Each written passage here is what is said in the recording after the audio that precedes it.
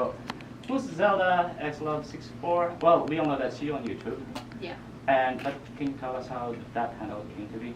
Well, originally when I made that name on YouTube, it was honestly like I made it as a YouTuber, not as someone that's going to post videos. It was more like for me to comment and favorite and things like that.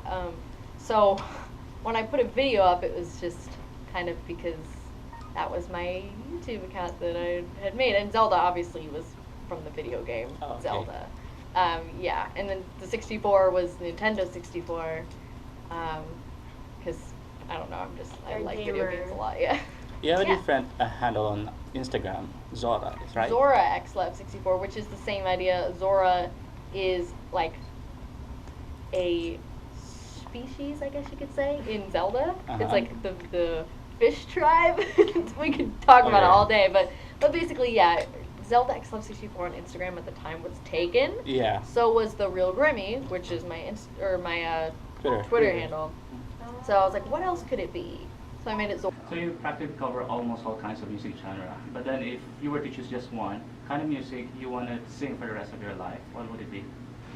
Pop R&B really, because I'm very R&B influenced vocally. I love obviously Stacey Rico and Christina Aguilera, so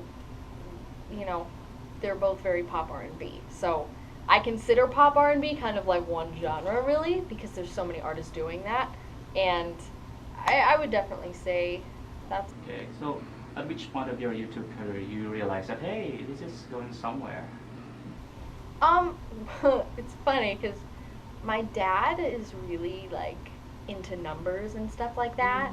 So he would, when I first started putting things up and I got X amount of views, whatever, my dad was like, wow, this might be like, this is interesting. So he started jotting down, how many subscribers I got a day, and I was like, Dad, this isn't a big deal. And he's like, no, it's just fun to like, see how many you get, And I don't know, at some point it was like my dad and I both noticed that there was just a jump in numbers over time, and we were just like, wow, this is kind of like a big deal. And I think it was after maybe my 4th video I started to really start to write songs of requests that I was getting and write them down, like, okay, this person wanted me to sing Halo by Beyonce, so I'm gonna do that, and it became like a routine job almost, like I wanted to make sure that I was making these people happy. Did you ever reach a point where you wanted to quit and pursue a different career? No. No. I've liked different things, but I never wanted to quit music. It was more like, I'll try some acting here, and I'll or gamer / musician. Yes, I'll do like gamer hosting here, and then things like that. But it was just random. But yeah. So I never wanted to quit. No. Okay, let's talk about the voice. Okay, so why Wrecking Ball? I mean, was there like a fallback song other than Wrecking Ball? I mean, there were several songs that I wanted to sing, but Wrecking Ball, for me, it was like, I don't really know if I could have picked a more perfect song, because, I mean, if you go back and look at what I did on YouTube, it was like a lot of pop songs that I made my own.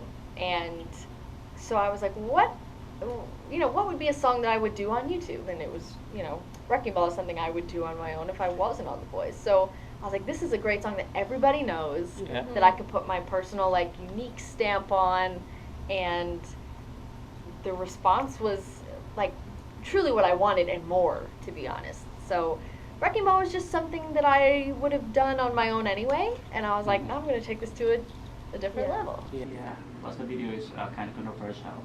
So anyway, I mean the music video is quite controversial. But anyway, if Christina Aguilera was part of the panel of judges of your season, and she turned her chair for you, will you choose her? Because it would be nice to have like a Christina times Christina tandem in the finals. I would hands down choose her. However, I feel like if she was on that, I don't know if I would have made it through the song. I would have been so nervous. And I've honestly, since season 1 of The Voice, I've been saying, when I would watch these contestants interact with Christina Aguilera and during the blinds, talking to her, and then they pick someone else. In my mind, because I'm such a big fan, I'm like, why would you not pick her? Yeah, like, I don't know. I'm just like, I would hands down pick her. But I don't know. Part of me is just like, I'm kind of happy she wasn't on there because I feel like I'd be so nervous. Maybe like I wouldn't have gotten it. You know what I mean? So, but yeah, she's my favorite. Okay, for my last question, I think there's another last one. You can get that. Okay, so, okay, you mentioned about you being focused on during the boys' experience. I mean, did you ever have a crush on Adam? I mean, most of the women I know shed a tear when he tied it up. Did you see the animals video? Wait, what is it?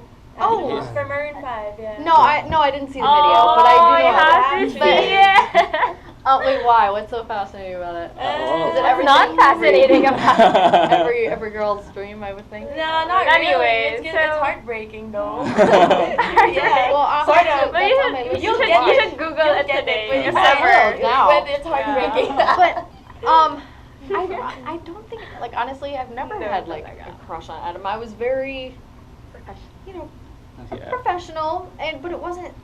I don't know. He just didn't really come off that way. He just came off like my friend, like that's my nice. buddy, you know.